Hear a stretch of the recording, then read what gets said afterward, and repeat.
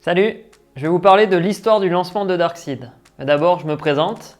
Je suis Fred, créateur et fondateur de Darkseed. Donc on a vu ensemble dans la vidéo précédente, je vous invite à la voir sinon il suffit de cliquer là-haut, que j'avais donc réussi à créer la première version du site, aussi bien la boutique que l'espace client, pour Darkseed et bien sûr la partie serveur sur du Linux. Donc la première version est prête, mais pour autant je ne sais pas si ça va bien se comporter avec plusieurs utilisateurs dessus.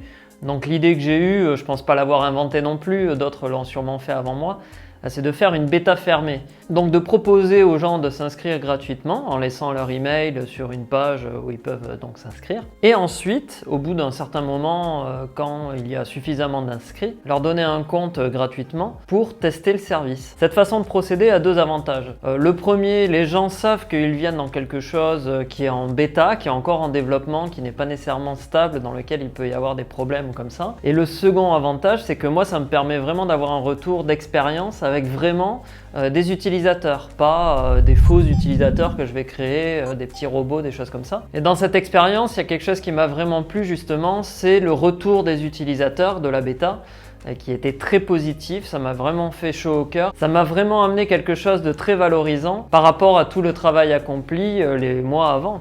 Et donc la bêta s'est déroulée en deux phases, donc la phase gratuite dont je viens de vous parler, et une seconde phase où les clients potentiels pouvaient donc utiliser le formulaire de commande afin donc d'avoir leur seedbox Darkseed. Au fur et à mesure des nombreux retours, j'ai donc amélioré la version bêta afin qu'elle puisse être digne d'une version stable. Et enfin, le 4 septembre 2015, j'ai ouvert le service au monde entier.